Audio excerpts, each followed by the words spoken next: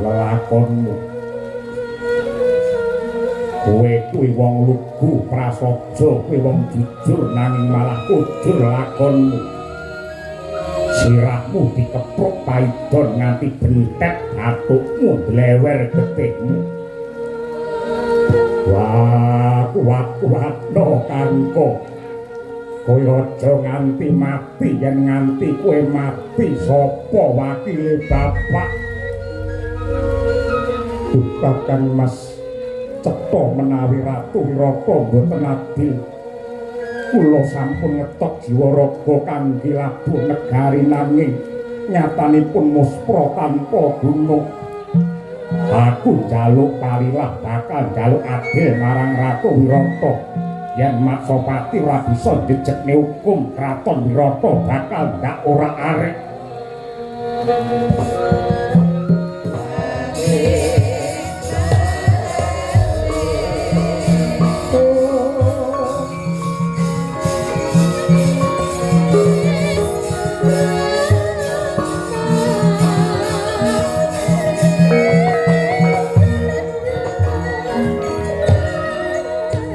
Kadangipun Kakang Yayi Bilawa kelawan Rihatnala. Kowe aja nggugu karepmu dhewe. Kudune Siadi matur nuwun kelawan Ratu Wirata merga wis ngayomipun Kakang lan Siadi kabeh suwene setahun genep mengko surup surya.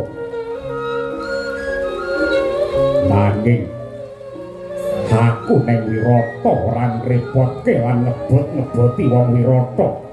Aku wis nglabuhi wong Wirata. Aku wis tok jiwa raga ya gene mung kaya ngene entuk-entukane. Ratu Wirata Radil Bilawa Rihatnala Dumaganti kelawan Tripala.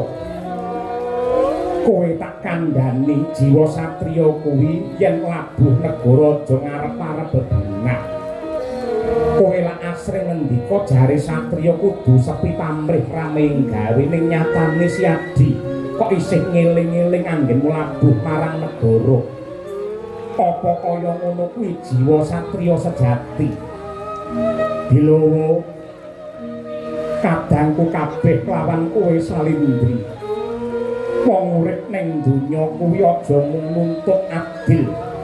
Yen sira golek adil ngentenono besok yen wis tinimbalan dening pangeran, ing kono Siadi bakal antuk adil kang sejati. Menungsa bakal weruh lan ngunduh waing karma kang tinandur ana alam donya. Mula kang mangkono supaya ora gelo batinmu. Ning donya iki kowe aja nuntut adil. Merga ingkang sinebut adil dina iki isih ketutup dening nepsune menungsa sing sugih pamrih lan milik. Lan sejatine yen ana donya iki Siadi golek adil, yektine ya bisa. Merga adil ki mapan ana rasa panarima lan ikhlasing rasa sinurung gedene rasa syukur ya.